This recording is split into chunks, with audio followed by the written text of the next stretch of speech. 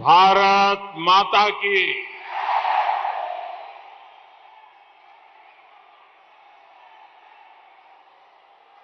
भारत माता की। भारत माता की। बजरंग बली की। बजरंग बली की। बजरंग बली की।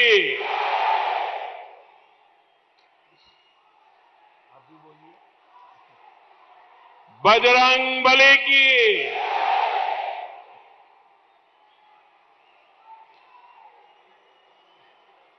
दक्षिण काशी ನಂಜನಗೂಡಿನ ಜನತೆಗೆ ನನ್ನ ನಮಸ್ಕಾರಗಳು।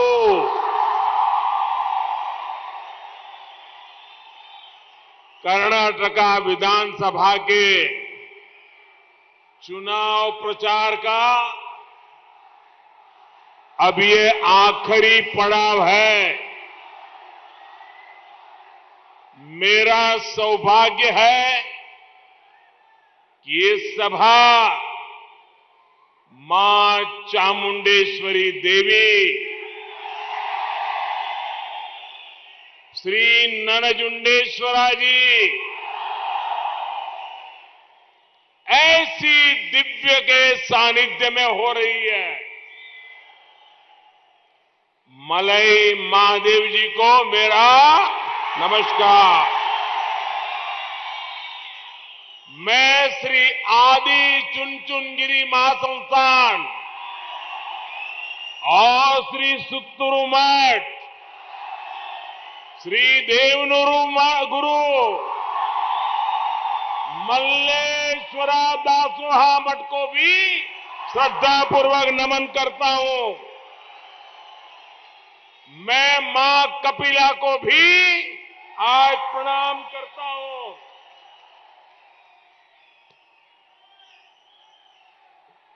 ಬಂಧುಗಳೇ, ದಕ್ಷಿಣ ಕಾಶಿ ನಂಜನಗೂಡಿನ ಎಲ್ಲ ಜನತೆಯ ನನ್ನ ನಮಸ್ಕಾರಗಳು। ಕರ್ನಾಟಕ ವಿಧಾನಸಭೆಯ ಚುನಾವಣಾ ಪ್ರಚಾರದ ಕಡೆಯ ಚರಣಕ್ಕೆ ನಾವೀಗ ತಲುಪಿದ್ದೇವೆ। ನನ್ನ ಸೌಭಾಗ್ಯ ಈ ಸಮಯದಲ್ಲಿ ತಾಯಿ ಚಾಮುಂಡೇಶ್ವರಿ ದೇವಿ, ಶ್ರೀ ನಂಜುಂಡೇಶ್ವರ ಇವರ ಸಾನ್ನಿಧ್ಯದಲ್ಲಿ ನಾನು ಇವತ್ತು ನಿಮ್ಮ ಎದುರುಗಡೆ ಇದ್ದೇನೆ। ಆದಿಚುಂಚನಗಿರಿ ಸ್ವಾಮೀಜಿ ಮತ್ತು ಶ್ರೀ ಸುತ್ತೂರು ದೇಶಿಕೇಂದ್ರ ಸ್ವಾಮೀಜಿಗಳ ಚರಣಾರವಿಂದಗಳಿಗೆ ನಾನು ಶ್ರದ್ಧೆಯ ಪೂರ್ವಕವಾಗಿ ನಮಸ್ಕಾರಗಳನ್ನು ಅರ್ಪಿಸುತ್ತಿದ್ದೇನೆ। बंधु भगिनीरे, कर्नाटक के लोगों के लिए ये चुनाव इतिहास बनाने, नया इतिहास रचने का चुनाव है। ये चुनाव कर्नाटक को पूरे देश का नंबर 1 राज्य बनाने का लिए है। और मुझे इस बात की खुशी है कि इस महायज्ञ के लिए कर्नाटक के लोगों ने बीजेपी की डबल इंजन सरकार पर ही भरोसा किया है। आज मैसूरू समेत कर्नाटक का कोना कोना एक ही बात कह रहा है, एक ही नारा गूंज रहा है, एक ही संकल्प सुनाई दे रहा है। ई बारिया निर्धारा, ई बारिया निर्धारा, ಈ ಬಾರಿಯ ನಿರ್ಧಾರ, ಈ ಬಾರಿಯ ನಿರ್ಧಾರ ಬಹುಮತದ ಬಿಜೆಪಿ ಸರ್ಕಾರ.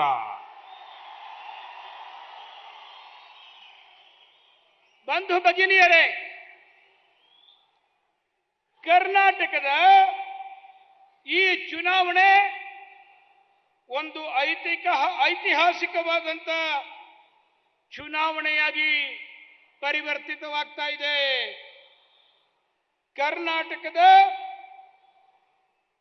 ಈ ಚುನಾವಣೆ ಕರ್ನಾಟಕವನ್ನ ದೇಶದ ನಂಬರ್ 1 ರಾಜ್ಯವನ್ನಾಗಿ ಮಾಡುವಂತಹ ಚುನಾವಣೆ ಆಗೋದಿದೆ. ನನಗೆ ಈ ವಿಷಯದ ಬಗ್ಗೆ ತುಂಬಾ ಸಂತೋಷ ಇದೆ. ಏನಂದ್ರೆ ಇಂಥ ಮಹಾಯಜ್ಞ ಏನು ನಡೀತಾ ಇದೆ, ಈ ಯಜ್ಞಕ್ಕೆ ಬಿಜೆಪಿಯ ಡಬಲ್ ಇಂಜಿನ್ ಸರ್ಕಾರದ ಬಗ್ಗೆ ಕರ್ನಾಟಕದ ಜನತೆ, ದೇಶದ ಜನತೆ ಭರವಸೆಯನ್ನು ಇಟ್ಟಿದೆ.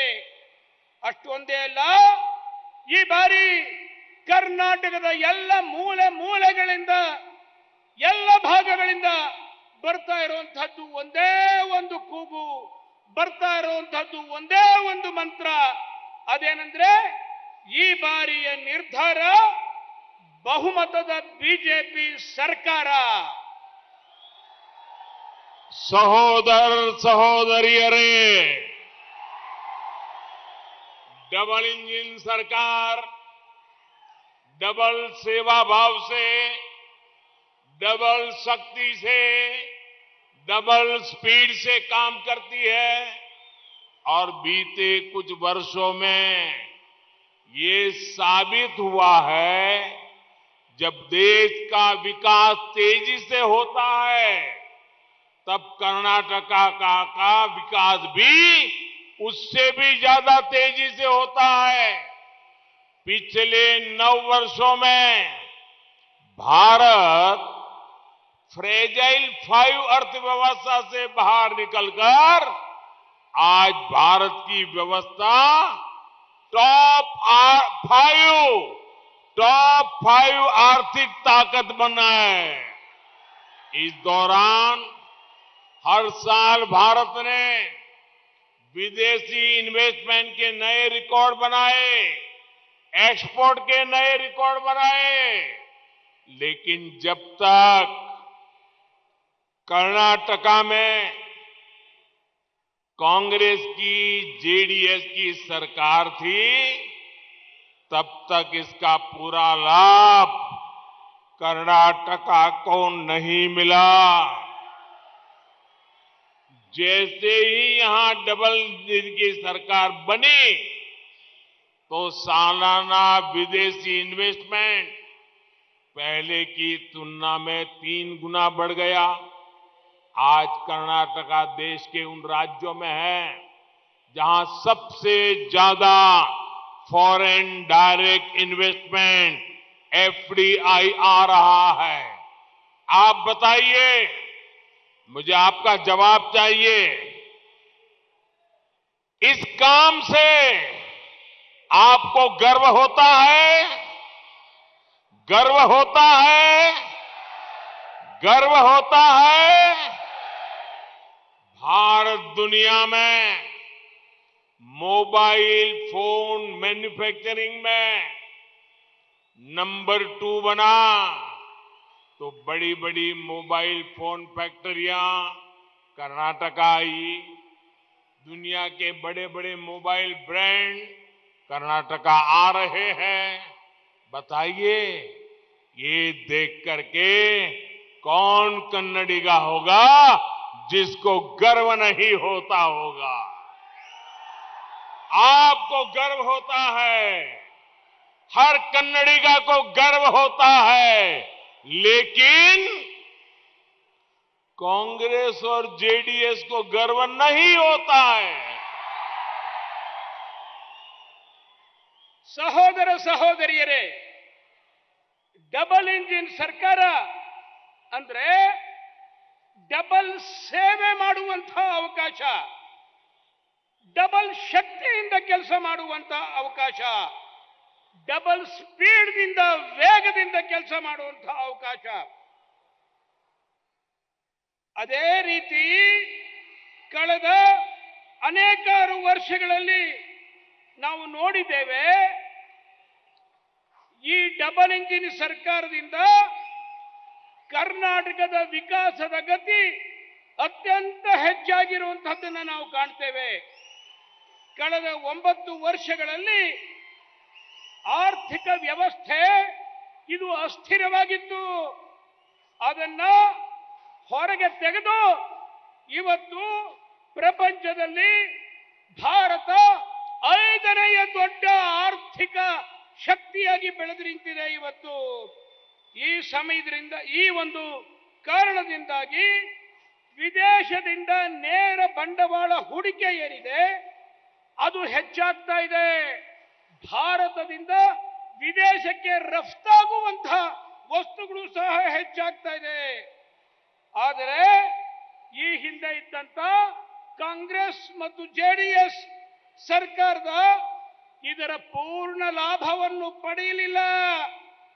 ಇವತ್ತಿನ ಈ ಡಬಲ್ ಇಂಜಿನ್ ಸರ್ಕಾರ ಈ ವಿದೇಶಿ ಬಂಡವಾಳ ಹೂಡಿಕೆ ಏನಿದೆ ಇದು ಈ ಸರ್ಕಾರದ ಕಾಲದಲ್ಲಿ 3 ಪಟ್ಟು ಹೆಚ್ಚಾಗಿರೋದನ್ನ ನಾವು ನೋಡ್ತಾ ಇದ್ದೇವೆ.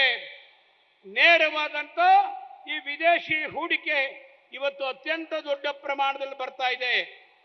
ಇದರಿಂದಾಗಿ ನಮಗೆ ಬಹಳ ದೊಡ್ಡದಾದಂತ ಒಂದು ಗರ್ವ, ಒಂದು ಅಭಿಮಾನ, ಒಂದು ಸಂತೋಷ ನಮಗೆ ಆಗಬೇಕಾಗಿದೆ. ಇವತ್ತು ಭಾರತ ಮೊಬೈಲ್ ತಯಾರಿಕೆಯಲ್ಲಿ ಇಡೀ ಪ್ರಪಂಚದಲ್ಲೇ 2ನೇ ಸ್ಥಾನದಲ್ಲಿದೆ ಇವತ್ತು.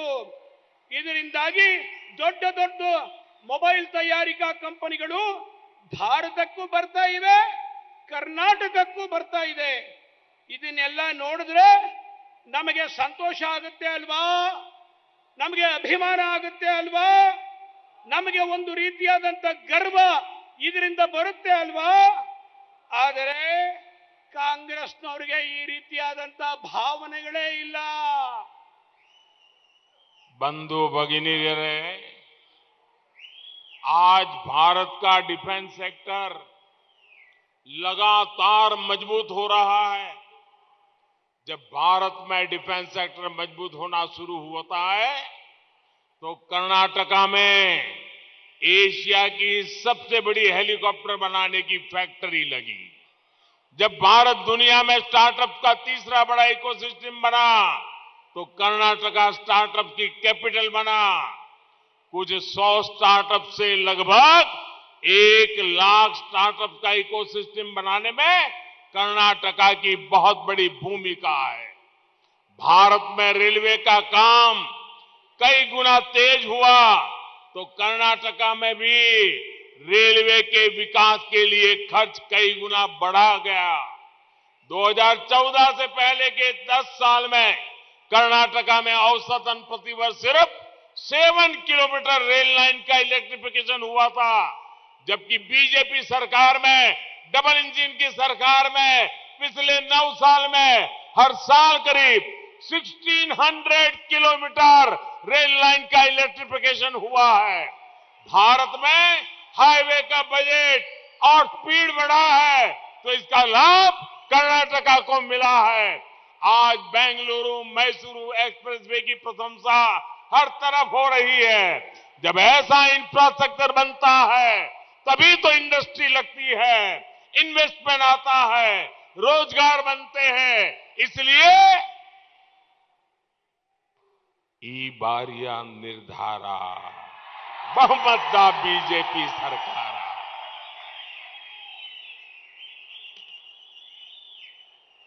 ಬಂಧು ಭಗಿನಿಯರೇ, ಇವತ್ತು ಭಾರತದ ರಕ್ಷಣಾ ಇಲಾಖೆಯಲ್ಲಿ, ರಕ್ಷಣಾ ಭಾಗದಲ್ಲಿ ಲಗಾತಾರ್ ನಿರಂತರವಾಗಿ ನಾವು ಶಕ್ತಿಯನ್ನು ಹೊಂದುತ್ತಾ ಇದ್ದೇವೆ, ಮಜಬೂತಿಯನ್ನು ಪಡಿತಾ ಇದ್ದೇವೆ. ನಾವು ಇವತ್ತು ಭಾರತ ಡಿಫೆನ್ಸ್ ಸೆಕ್ಟರ್ನಲ್ಲಿ ಒಂದು ಹೊಸ ಕ್ರಾಂತಿಯನ್ನು ಮಾಡ್ತಾ ಇದೆ. ಇವತ್ತು ಕರ್ನಾಟಕ ಏಷಿಯಾದ ಬಹಳ ದೊಡ್ಡದಾದಂತ ಹೆಲಿಕಾಪ್ಟರ್ ಕರ್ನಾಟಕದಲ್ಲೇ ಆಗ್ತಾ ಇದೆ.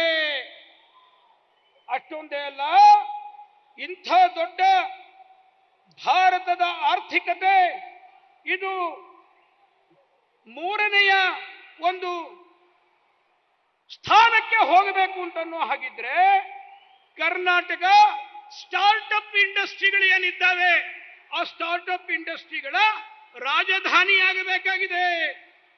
ಇಂಥ 1,00,000 ಸ್ಟಾರ್ಟ್ಅಪ್ ಯೂನಿಟ್ಗಳು ಕರ್ನಾಟಕದಲ್ಲಿ ಮುಂದಿನ ದಿನಗಳಲ್ಲಿ ಬರ್ತಾ ಇದ್ದಾವೆ. ಇವತ್ತು ಕರ್ನಾಟಕದಲ್ಲಿ ಮತ್ತು ಭಾರತದಲ್ಲಿ ನಾವು ನೋಡ್ತೇವೆ, ರೈಲು ಬಹಳ ದೊಡ್ಡ ಪ್ರಮಾಣದಲ್ಲಿ ಪ್ರಗತಿಯನ್ನು ಕಾಣ್ತಾ ಇದೆ. ರೈಲಿನ ವಿದ್ಯುದೀಕರಣವನ್ನ ನಾವು ನೋಡ್ತಾ ಇದ್ದೇವೆ. 2014ಕ್ಕೆ ಮೊದಲು 10 ಸಾಲಿನಲ್ಲಿ ಪ್ರತಿ ವರ್ಷ ಕೇವಲ 1 ವರ್ಷಕ್ಕೆ 7 ಕಿಲೋಮೀಟರ್ ಮಾತ್ರ ಎಲೆಕ್ಟ್ರಿಫಿಕೇಶನ್ ವಿದ್ಯುದೀಕರಣ ಆಗ್ತಾ ಇತ್ತು. ಆದರೆ ಈಗ ಕಳೆದ 9 ವರ್ಷಗಳಲ್ಲಿ 1600 ಕಿಲೋಮೀಟರ್ ರೈಲ್ವೆ ವಿದ್ಯುದೀಕರಣ ಆಗಿರೋದನ್ನ ನಾವು ನೋಡ್ತಾ ಇದ್ದೀವಿ ಇವತ್ತು. ಅಷ್ಟೊಂದೇ ಅಲ್ಲ, ಭಾರತದಲ್ಲಿ ಹೈವೇ ಪ್ರಾಜೆಕ್ಟ್ಗಳು ಬಹಳ ವೇಗವಾಗಿ ಬರ್ತಾ ಇರೋದನ್ನ ನಾವು ಕಾಣ್ತಾ ಇದ್ದೇವೆ. ಅಷ್ಟೊಂದೇ ಯಾಕೆ, ಮೈಸೂರು ಬೆಂಗಳೂರು ಈ ಒಂದು ಎಕ್ಸ್ಪ್ರೆಸ್ ಹೈವೇಯನ್ನ ನಾವೇ ನೋಡ್ತಾ ಇದ್ದೀವಿ. ಅದನ್ನ ಇಡೀ ದೇಶದ ಜನ ಎಲ್ಲ ಪ್ರಶಂಸೆ ಮಾಡ್ತಾ ಇದ್ದಾರೆ. ಎಲ್ಲಿಯವರೆಗೂ ಇನ್ಫ್ರಾಸ್ಟ್ರಕ್ಚರ್ ಬೆಳೆಯಲ್ಲ ಅಲ್ಲಿ ತನಕ ಪ್ರಗತಿ ಬರೋದಿಲ್ಲ. ಇನ್ಫ್ರಾಸ್ಟ್ರಕ್ಚರ್ ಬೆಳೆದ ನಂತರದಲ್ಲಿ ವಿದೇಶಿ ಬಂಡವಾಳ ಬರುತ್ತೆ. ಬಂಡವಾಳ ಬಂದ ನಂತರದಲ್ಲಿ ನಮ್ಮ ಅಭಿವೃದ್ಧಿ ಪ್ರಗತಿ ಆಗುತ್ತೆ. ಅದಕ್ಕೋಸ್ಕರವಾಗಿಯೇ ಈ ಬಾರಿಯ ನಿರ್ಧಾರ ಬಹುಮತದ ಬಿಜೆಪಿ ಸರ್ಕಾರ. मुझे उधर से भी आ रहा है, इधर से भी आ रहा है. लोग कहते हैं ट्रांसलेशन की जरूरत नहीं है, हिंदी चलेगी. आप मेरे मालिक हैं, आप जो कहेंगे वो मैं करूंगा. तो मैं हिंदी में बोलूं, चलेगा? देखिए, ये कन्नडिगा का प्यार, ये हमारे यहां भाषा हमारे लिए रुकावट नहीं बन रही है. ये प्यार मैं कभी भूलूंगा नहीं भाइयों. मैं भी गुजराती भाषा जानता हूं, मैं हिंदी भाषी नहीं हूं. मेरी हिंदी में भी गलतियां होती है. उसके बाद भी आप इतना प्यार करते हैं, मैं आपको प्रणाम करता हूं. स्नेहितरे, आजकल कांग्रेस लोगों को झूठी गारंटियां बांट रही है, लेकिन वो इस बात का कभी जवाब नहीं देती कि 50 साल पहले जो उसने गरीबी हटाने की गारंटी दी थी उसका क्या हुआ. कांग्रेस की सबसे बड़ी गारंटी, उनके सबसे बड़ा नेता ने दी हुई गारंटी, इतिहास का सबसे बड़ा फ्रॉड बन गई है. क्योंकि कांग्रेस का पूरा काम झूठ का बंडल होता है. इसलिए कांग्रेस भारत से गरीबी खत्म नहीं कर पाई. बंधु भगिनीरे, आजकल हर भारतीय हैरान है कि देश में इतनी शानदार वंदे भारत ट्रेन कैसे चलने लगी है. आजकल हर भारतीय हैरान है कि देश में रेलवे स्टेशनों का कायाकल्प कैसे हो रहा है. आजकल हर भारतीय हैरान है कि देश में नए नए एयरपोर्ट कैसे बन रहे हैं। लोग सोच रहे हैं कि देश के कोने कोने में शानदार एक्सप्रेसवे बनाने के लिए, आधुनिक इंफ्रास्ट्रक्चर बनाने के लिए आखिर इतना पैसा कहां से आ रहा है। लोगों को लग रहा है मोदी पैसे लाता कहां से है। लगता है ना, लगता है ना। बंधु भगिनी रे, ये वो पैसा है जो आपकी मालिकी का है, आपका पैसा है, जिसे कांग्रेसी सरकारों में लूट लिया जाता था और मोदी उन पैसों को आपके लिए काम में लगाता है। आपको मालूम है 100 पैसे के काम में 100 पैसे के काम में 100 पैसे के काम में कांग्रेस सरकारों के समय 85 पैसा 85 पैसा कांग्रेस के नेताओं के जेब में जाता था। सिर्फ 15% कांग्रेसी बजट से ना देश का विकास हो सकता है और ना ही कर्नाटका का। आपको लगता होगा ये मोदी 85% कहां से लाया। ये मेरा नहीं है, ये मोदी नहीं कह रहा है। कांग्रेस के एक प्रधानमंत्री श्रीमान राजीव गांधी, वो खुद पब्लिक मीटिंग में बोलते थे कि वो दिल्ली से 1 रुपया भेजते हैं तो गरीब के पास 15 पैसा पहुंचता है, 85 पैसा चोरी हो जाता है। ये कांग्रेस के प्रधानमंत्री जब सरकार में थे और पंचायत से पार्लियामेंट तक कांग्रेस की सरकार थी, तब 85% कमीशन ये कांग्रेस के प्रधानमंत्री खुद स्वीकार करते थे। सहोदर सहोदरियरे, मैसूरू रेशमे, मैसूरू मल्लिगे जैस्मिन और नंजनगुडू बालेहन्नू, ये तो विश्व प्रसिद्ध है। कांग्रेस जेडीएस की सरकारों में यहां सिंचाई परियोजनाओं पूरी होना संभव ही नहीं था। 85% कमीशन देने के बाद पैसा बचता है क्या? येदियुरप्पा जी और बोम्मई जी की सरकार यहां अनेक सिंचाई परियोजनाएं लाई है। अब इन सिंचाई परियोजनाओं पर तेजी से काम हो रहा है। रेशमे किसानों की भी बीजेपी सरकार ने हजारों रुपए की मदद की है। स्नेहितरे, आज आपके बीच मैं एक और महत्वपूर्ण मुद्दा उठाना चाहता हूं। जो भी भारत की पुरातन संस्कृति से जुड़ा है, जो हमारे सामर्थ्य से जुड़ा, उससे कांग्रेस नफरत करती रहती है। योग और आयुर्वेद सदियों से भारत की ताकत रहा है। मैसूरू तो इसके लिए बहुत मशहूर है। लेकिन जब कांग्रेस सत्ता में थी, तब हम योग से भी अपना दावा खोने लगे थे। विदेशी लोग थोड़ा बहुत यहां वहां करके योग को भी अपना बताने लगे थे, लेकिन कांग्रेस उसके मुंह पे ताला लग गया था। आपने अपने एक वोट से आप मुझे बताइए भाइयों, आज पूरी दुनिया में योग की चर्चा है कि नहीं है? जरा जोर से बोलिए, हाथ ऊपर करके बोलिए। पूरी दुनिया में योग की चर्चा है। आज पूरी दुनिया योग करती है। आज योग की दुनिया में पहचान बनी है। क्या कारण है? क्या कारण है? क्या कारण है?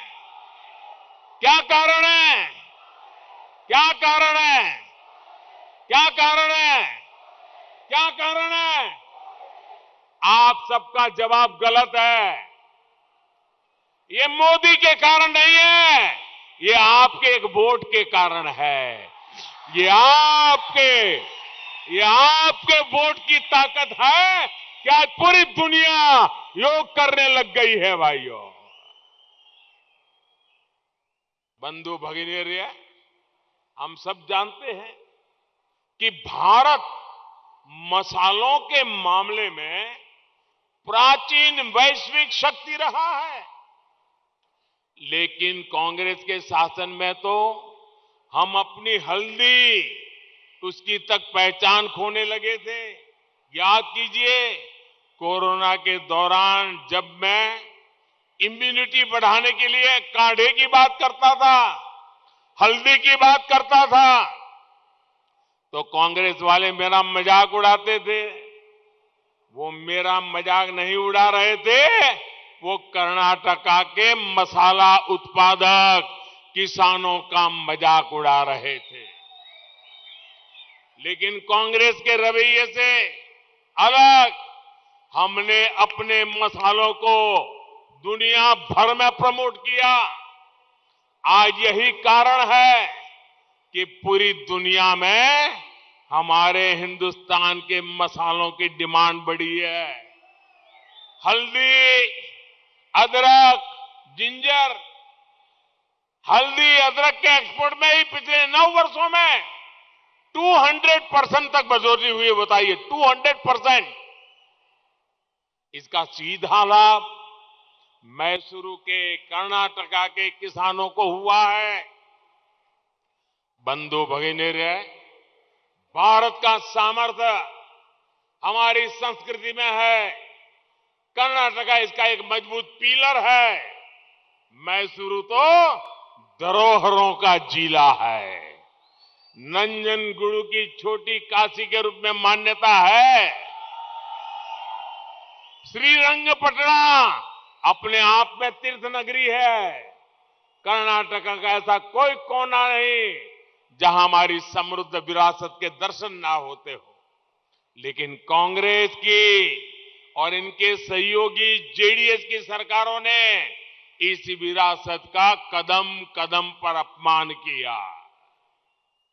और अब तो बजरंगबली पर भी ताला लगाना है। हमारी आस्था, हमारी धरोहर को भी वोट बैंक की तुष्टीकरण की राजनीति से देखा गया।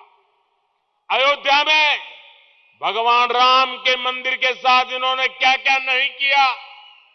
काशी विश्वनाथ हो, केदारनाथ हो, उज्जैन महाकाल महालोक हो, ऐसे तीर्थों को जब हम संवारते हैं तो कांग्रेस को पसंद नहीं आता।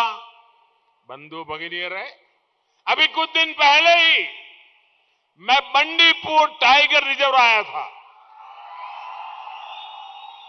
मैं देश की उपलब्धि को आप लोगों के साथ सेलिब्रेट करने आया था। कर्नाटका के सामर्थ्य को दुनिया को दिखाने के लिए आया था। लेकिन कांग्रेस वालों ने इसको लेकर भी मजाक उड़ाया। कांग्रेस के लोग पूरे लिंगायत समाज को अपशब्द कहते हैं, ओबीसी समाज को अपशब्द कहते हैं। इनको हर बात में वोट बैंक की राजनीति ही दिखती है। बजरंगबली को लेकर भी कांग्रेस ने जो किया उसके पीछे तुष्टीकरण की ही राजनीति है। बंधु भगिनी, कांग्रेस हर संकट में अपना स्वार्थ देखती है। अपना लाभ देखती है। आज मुझे कर्नाटका के अपने हक्की पिक्की समुदाय के भाई बहनों से मिलने का अवसर मिला। अभी मैं शिवमोगा से आ रहा हूं, मैं उनके साथ बैठा था। हमारे ये भाई बहन सूडान में संकट में फंसे हुए थे। उनके जीवन पर बहुत बड़ा संकट था। अपने इन भाई बहनों को बीजेपी सरकार सूडान से सुरक्षित वापस निकाल कर लाई है। मुझे अफसोस है कि कांग्रेस ने संकट में फंसे हमारे इन ट्राइबल साथियों को लेकर भी बहुत ओछी राजनीति दिखाई। जब भारत सरकार इन्हें वहां से वापस लाने के इंतजाम में जुटी थी, तब कांग्रेस ने उनके बारे में हल्ला मचाकर उन्हें एक्सपोज कर दिया था, उनका जीवन संकट में डाल दिया था। कांग्रेस सोच रही थी कि सूडान में हमारे हक्की पिक्की भाई बहनों का जीवन संकट में आए और यहां कर्नाटका चुनाव में बीजेपी सरकार पर हमला बोल दे। लेकिन कांग्रेस भूल गई, ये मोदी है। अपने देशवासियों की रक्षा के लिए ये मोदी किसी भी चुनौती से टक्कर लेता है।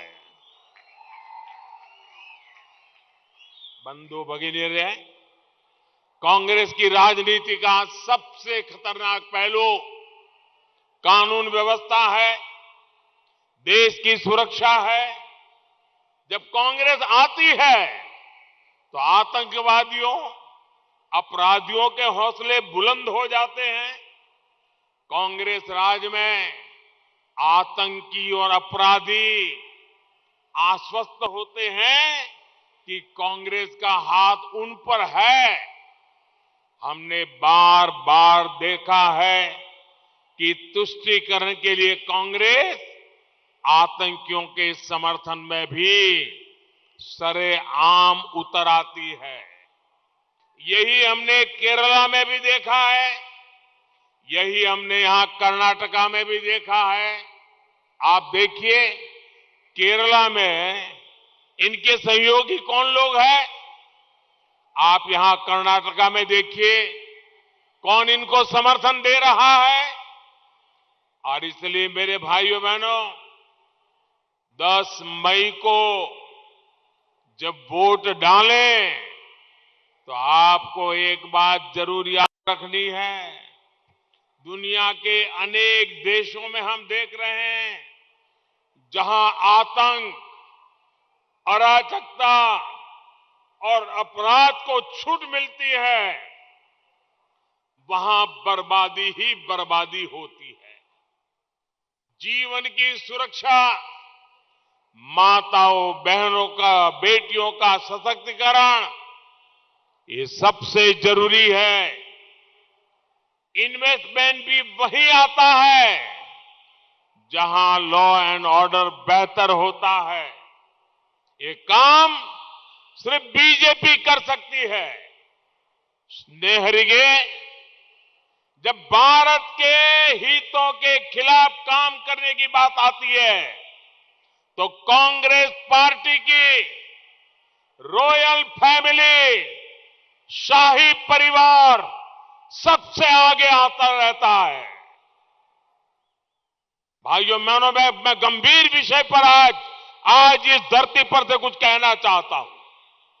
आज दिल में बड़ी दर्द है, इसलिए मैं कह रहा हूं। ये देश इस प्रकार के खेल कभी माफ नहीं कर सकता है। दोस्तों, मैं यहां कहे बिना रह नहीं सकता हूं।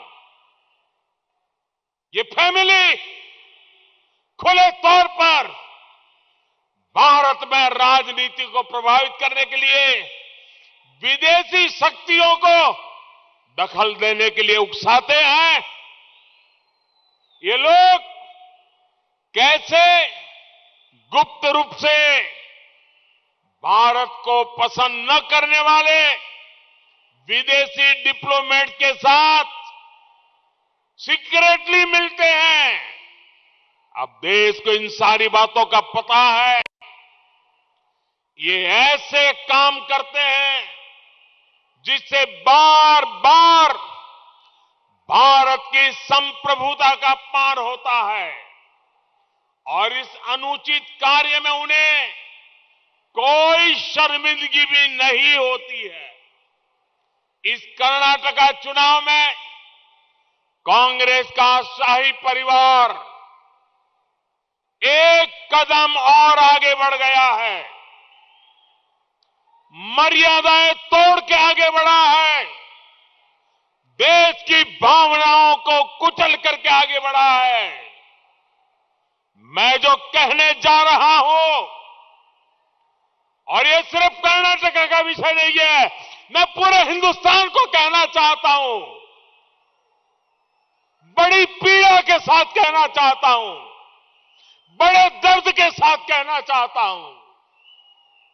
मेरे प्यारे देशवासियों, मेरे एक एक कन्नडिगा को मेरी इस बात को बहुत गंभीरता से सुनना चाहिए, बहुत गंभीरता से सुनना चाहिए।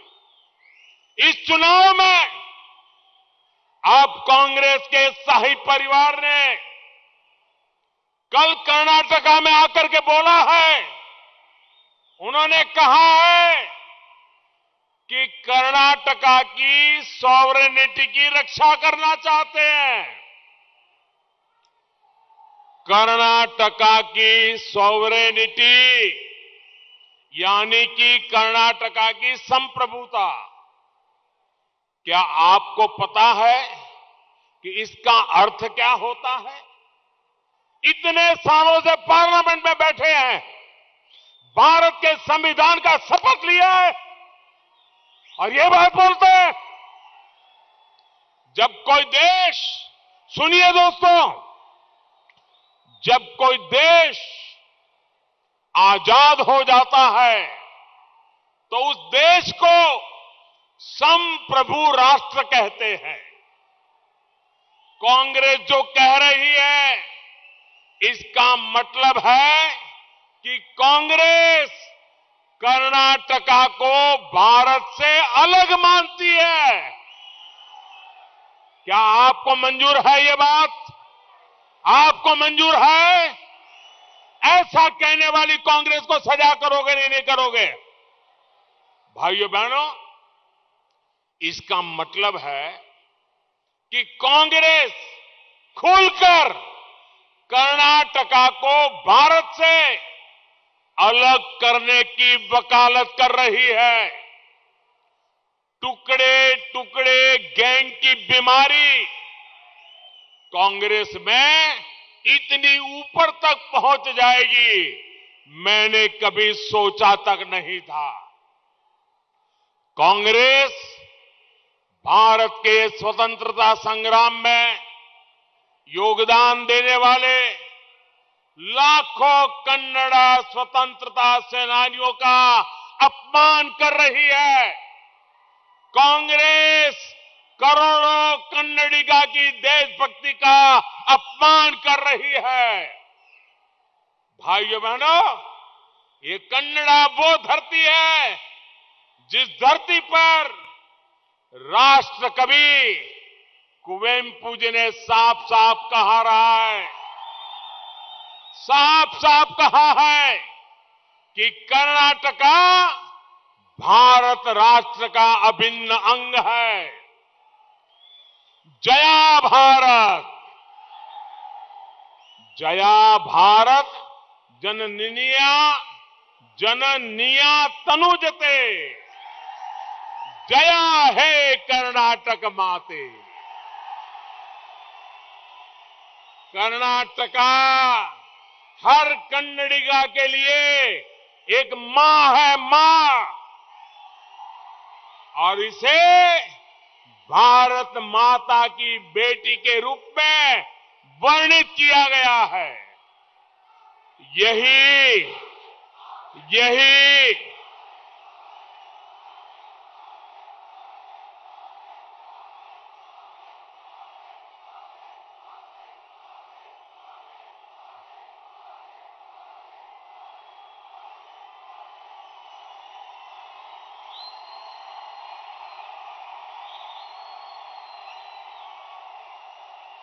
मैं हर कन्नडिगा की भावना को समझता हूं भाइयों, आपके दिल की आवाज को समझता हूं। इस भावना का अपमान कर्नाटका की संस्कृति, यहां के गौरव का अपमान है। भाइयों बहनों, कांग्रेस का इतिहास यही रहा है। कांग्रेस ने भाई को भाई से बांट दिया, कांग्रेस ने राज्यों को आपस में लड़ाया, कांग्रेस ने देश में जाति और सांप्रदायिक आग भड़काने में कोई कसर नहीं छोड़ी है। और जब जब उन्होंने ऐसे किया है, भारत की जनता उन्हें हराने के लिए एकजुट हो गई है। इसलिए वे पॉलिटिकल ऑक्सीजन पाने के लिए किसी भी कीमत पर कर्नाटका में सत्ता में आना चाहते हैं।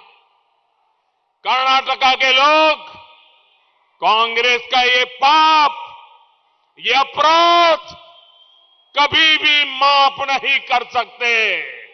क्या माफ कर सकते हैं? माफ कर सकते हैं? ये कर्नाटका का अपमान माफ कर सकते हैं? भाइयों बहनों, इसका जवाब कांग्रेस को 10 मई को मिलेगा, पूरी ताकत से मिलेगा।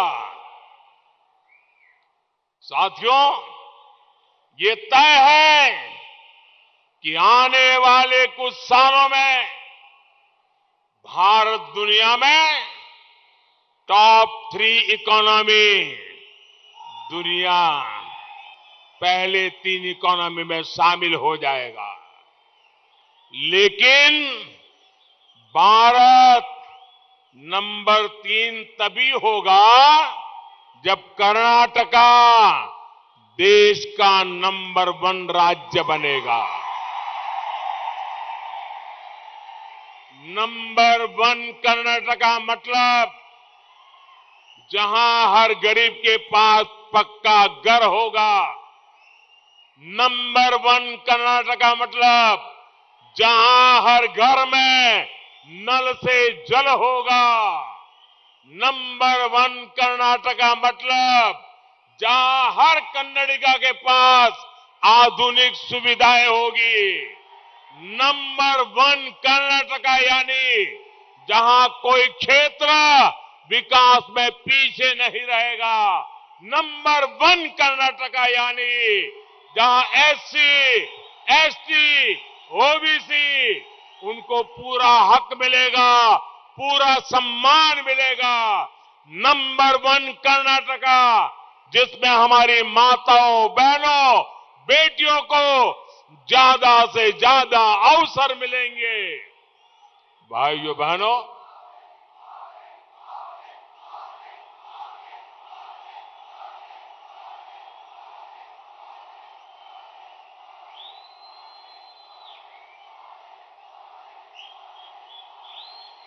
आपका ये प्यार मैं कभी भूल नहीं सकता। आपका ये प्यार मैं भूल नहीं सकता दोस्तों।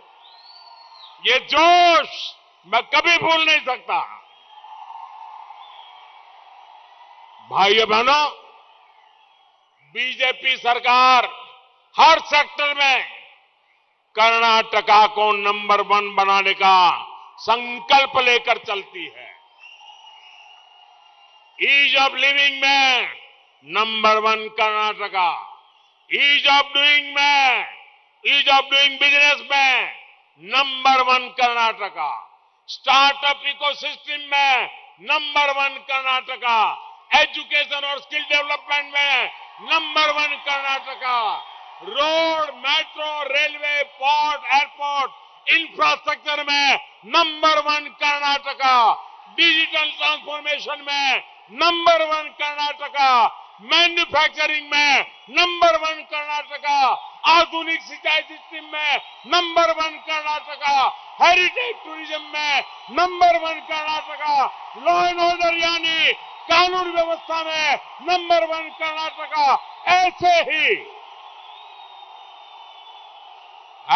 ही नंबर 1 कर्नाटका के लिए, ऐसे ही नंबर 1 कर्नाटका के लिए आपको बीजेपी को वोट देना है।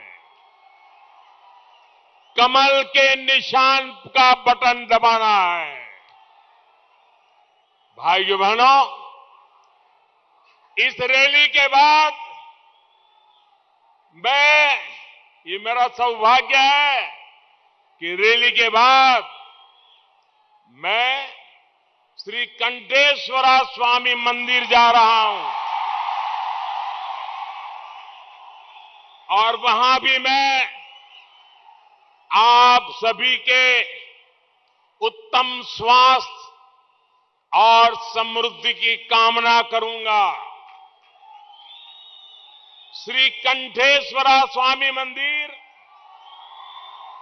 भगवान शिव के विषपान करने के प्रसंग को समर्पित है।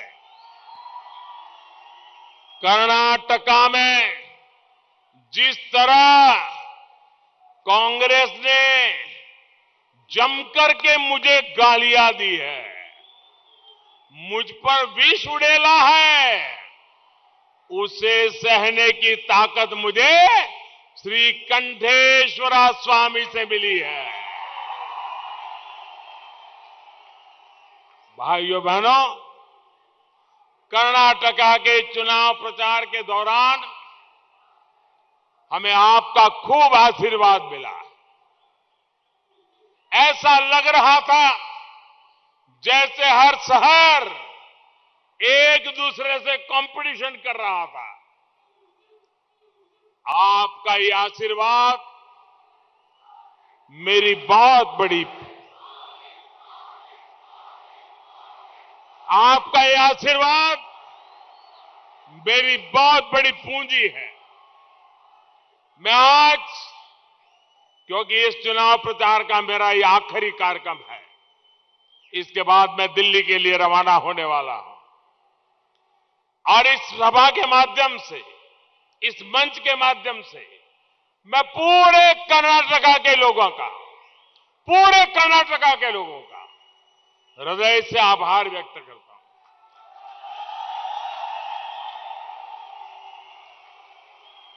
प्रत्येक व्यक्ति का आभार व्यक्त करता हूं। लोकतंत्र के उत्सव में हम सभी की सहभागिता आवश्यक है।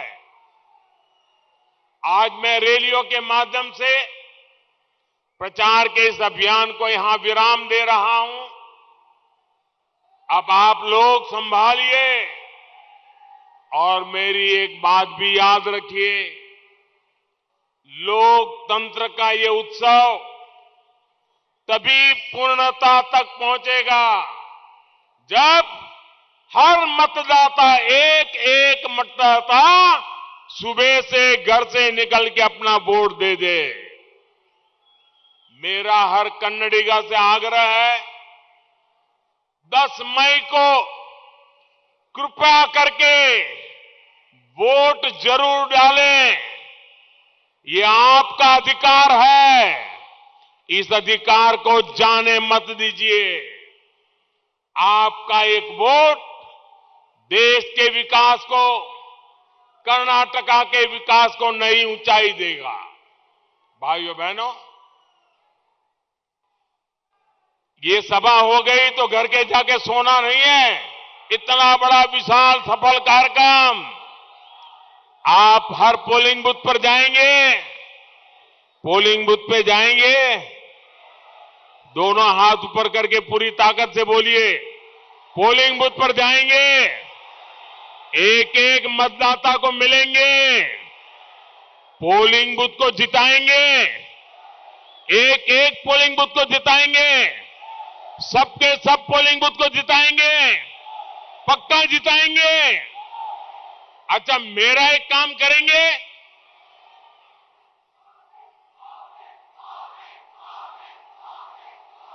मेरा एक काम करेंगे, पूरी ताकत से बताओ, मेरा एक काम करेंगे, सबके सब लोग बताओ करेंगे, ये मेरा पर्सनल काम है, करोगे? अच्छा, ऐसा करो, अपना मोबाइल फोन निकालो, उसकी फ्लैश लाइट चालू करो, सब मोबाइल फोन निकाल के फ्लैश लाइट चालू करो, अपना मोबाइल निकाल करके फ्लैश लाइट चालू करो, सबका फ्लैश लाइट चलना चाहिए। अब मुझे सुनिए, अब मुझे सुनिए, भारत माता की, अब मुझे सुनिए, आपको मेरा एक काम करना है, घर घर जाकर के, हर एक परिवार में जाकर के, हर परिवार में जाके कहना है कि मोदी जी नंजनगुडू आए थे और उन्होंने आपको नमस्कार भेजा है, मेरा नमस्कार पहुंचाओगे, मेरा प्रणाम पहुंचाओगे। हर भर में जब मेरा प्रणाम पहुंचेगा, मेरा नमस्कार पहुंचेगा, तो हर परिवार से मुझे आशीर्वाद मिलेगा, उस आशीर्वाद से मुझे नई ऊर्जा मिलेगी, उस ऊर्जा से मैं आपकी ज्यादा सेवा करूंगा। बोलो मेरे साथ, भारत माता की, भारत माता की, भारत माता की, बजरंग बली की, बजरंग बली की, बजरंग बली की, बजरंग बली की, भारत माता की। वंदे वंदे वंदे वंदे वंदे वंदे वंदे वंदे वंदे वंदे वंदे वंदे वंदे। न्यूज़ फर्स्ट, प्रतीक्षणा निम्मदिगे।